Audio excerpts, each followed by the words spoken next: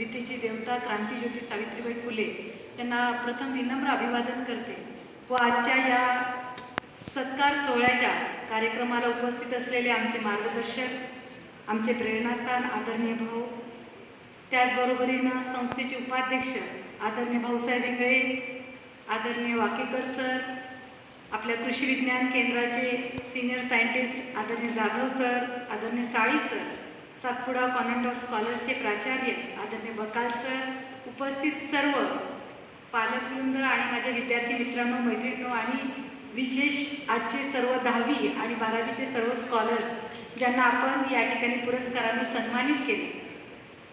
निश्चितच Satpura convent of स्कॉलर्सचा हा प्रवास हा एका योग्य दिशेने जात आहे. जो आज आपण पाहिलं की या विद्यार्थ्यांचा सत्कार ज्यांनी या ठिकाणी आमचा अजित असेल, अबव 90 असतील, अबव 95 असेल, असे विद्यार्थी हे 10चे आपल्या मधूनच आहेत आणि यांच्याकडून प्रेरणा ही आमच्या 8वी ते 10वीच्या विद्यार्थ्यांना मिळाली पाहिजे. त्यांना देखील वाटलं पाहिजे की मी जर चांगले एफर्ट्स केले आणि योग्य डायरेक्शनने माझे एफर्ट्स राहिले तर यांच्यासारखा माझा देखील या ठिकाणी या व्यासपीठावर सत्कार झाला पाहिजे. ही प्रेरणा तुम्हाला मिळाली पाहिजे आणि त्याच उद्देशानं केवळ एक भाषण न होता या ठिकाणी कन्व्हर्सेशन झालं पाहिजे. या उद्देशानं आम्ही बकाल सर असतील, आमचे डॉक्टर संदीपजी वाकेकर असतील, हे सर्वजण ज्यावेळेस आमच्या प्राध्यापक किंवा आमचे जे लेक्चरर आहेत किंवा जे शिक्षक आहेत यांच्याशी डिस्कशन केलं की हा कार्यक्रम आपण कशा पद्धतीनं घेतला पाहिजे, त्यावेळेस डिस्कशनमधून असं आलं की या विद्यार्थ्यांचे जे 12थमध्ये नीट असेल, IIT-साठी ज्यांनी प्रिपेअर केलं असेल, या विद्यार्थ्यांचे जर आपण मार्गदर्शन फक्त भाषण न घेता काही क्वेश्चन आन्सर्स करून जर घेतलं तर निश्चितपणे त्याच्यातून एक चांगली प्रेरणा आमच्या मुलांना मिळू शकेल. आणि कुठेतरी तुषार, तुम्ही कौतुक करेल की तुषार उमरकर हा आपल्या जळगावमधून ग्रामीण भागातून तो त्या ठिकाणी IIT-ला क्वालिफाय झाला आहे. आणि त्याचं एक वाक्य मला खूप आवडलं. जेव्हा आपले क्वेश्चन आन्सर्स त्या ठिकाणी झालेत, शिक्षकांनी काही क्वेश्चन्स दिलेत, विद्यार्थ्यांनी त्याचा रिप्लाय दिला, त्यात त्यांनी सांगितलं की आय एम सेल्फ मोटिवेटेड. हे फार महत्त्वाचं वाक्य आहे.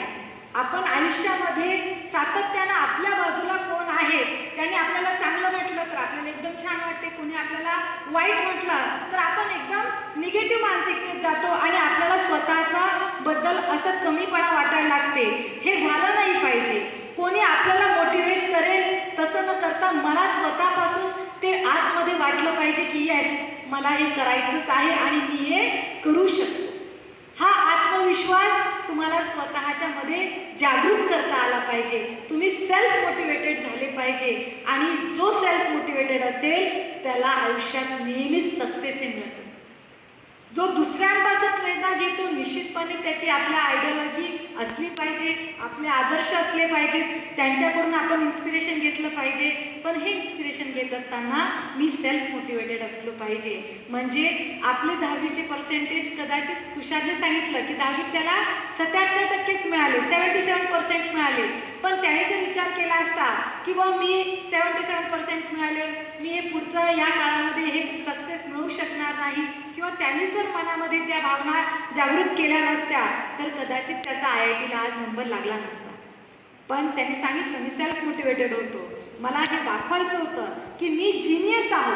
प्रत्येक विद्यार्थी जिनियस आहे, प्रत्येक विद्यार्थी जिनियस आहे आणि त्याला फक्त गरज आहे स्वतःचे एफर्ट्स हे प्रॉपर डायरेक्शननं जाण्याची. तुम्हाला कोचिंग अवेलेबल, आपले टीचर स्टाफ या ठिकाणी आहे, अतिशय उत्कृष्ट दर्जाचे टीचिंग स्टाफ तुम्हाला आहे. आपल्यापैकीच अजितनं सांगितलं असेल, मला वाटते आदित्यने सांगितलं की बेस्ट टीचर तुमचे 100% एफर्ट्स तुमच्यावर घेतात.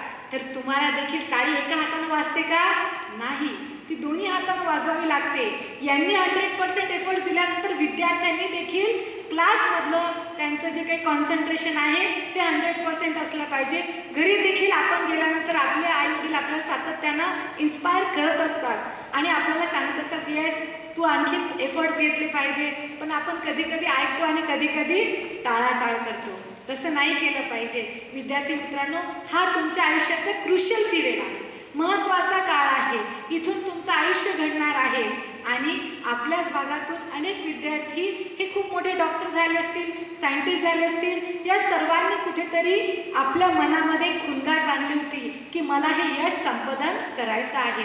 मला असं वाटते की आज आपण 5 ते 6 विद्यार्थी 10वीतले घेतले असतील किंवा 12th मधले 7-8 विद्यार्थी असतील, यांचा आपण सत्कार केला.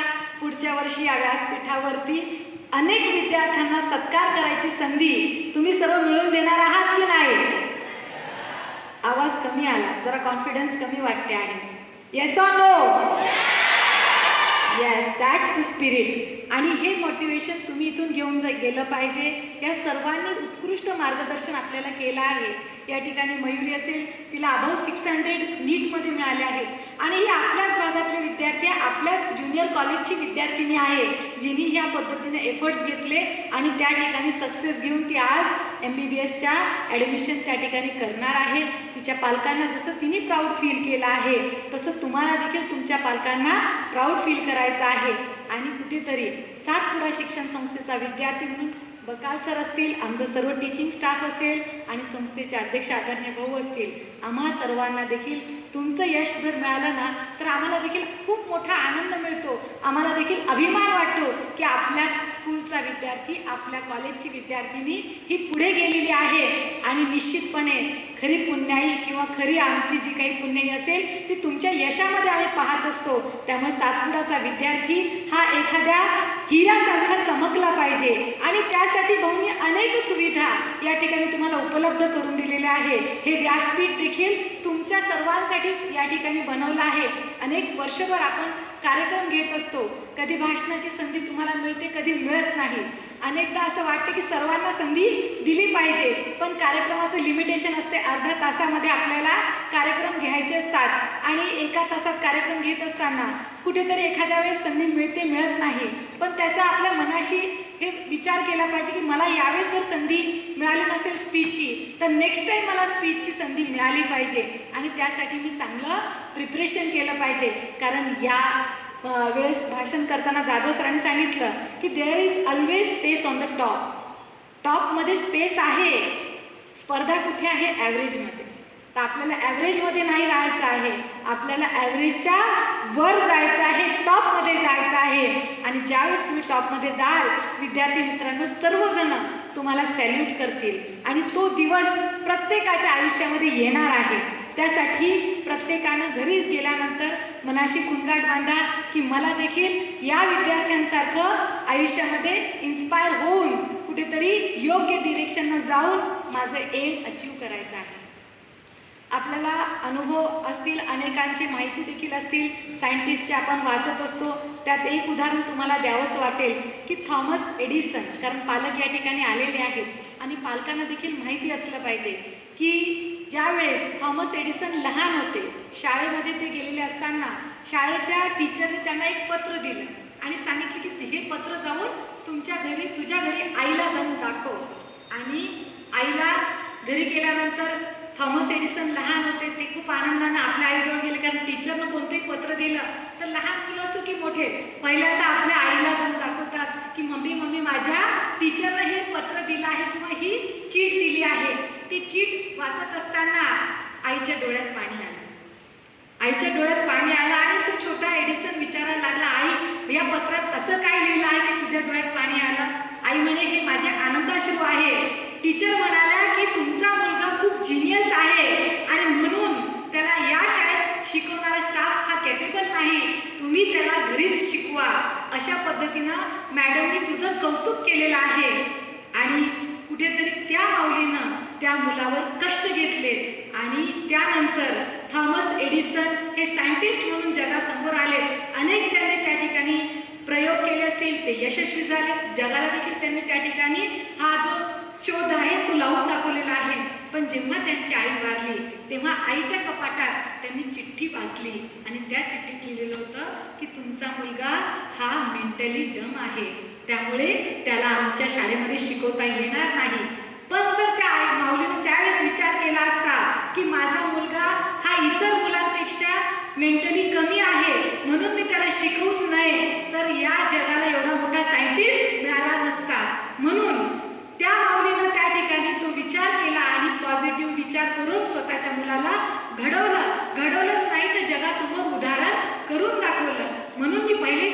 की प्रत्येक विद्यार्थी हा जीनियस आहे. प्रत्येक विद्यार्थी हा जीनियस आहे.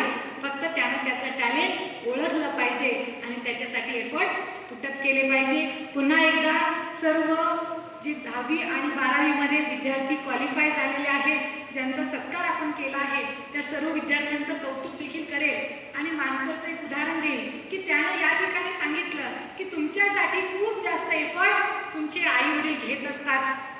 त्यामुळे आपल्या यशासाठी किंवा आपलं सक्सेस अचीव करत असताना त्या आपल्या आईवडिलांच्या स्वप्नांचा विचार केला पाहिजे. मी ऑब्झर्व केलं बरं, काही सांगितलं नाही पाहिजे, पण सांगते याच्यासाठी की या मुलांना समजलं पाहिजे की सुपेश ज्यावेळेस या ठिकाणी बोलत होता, त्यानं ज्यावेळेस आई वडिलांचा उच्चार केला त्यावेळेस सर्व विद्यार्थ्यांनी टाळ्या वाजवल्या ना? येस. पण कोणी नोटीस केलं का की सुपेशच्या पायामध्ये स्लीपर आहे? जर त्याला अभिमान वाटतो आई वडिलांचा आणि आपल्या परिस्थिती कशी असो त्या परिस्थितीवर मी मात करू शकतो आणि माझ्या आयुष्यात मी पुढे जाऊ शकतो, म्हणून हॅट्स ऑफ टू सुपेश ऑल्सो. आणि सर्वांनी क्लॅप करा की परिस्थिती कुठली असो मी मागं जाणार नाही, मी माझ्या यशाच्या ध्येयापर्यंत पोहोचणार आहे. काही विद्यार्थी खूप केअरफुली ऐकत होते, काही जण थोडंसं टाळाटाळ करत होतं. असं केलं नाही पाहिजे. आपण सर्वांनी केअरफुली या ठिकाणी ऐकलं पाहिजे. हे अनुभवाचे बोल तुमच्यासाठी आहेत. तुमच्या पालकांनी तुम्ही या ठिकाणाहून इन्स्पिरेशन घेऊन गेलं पाहिजे.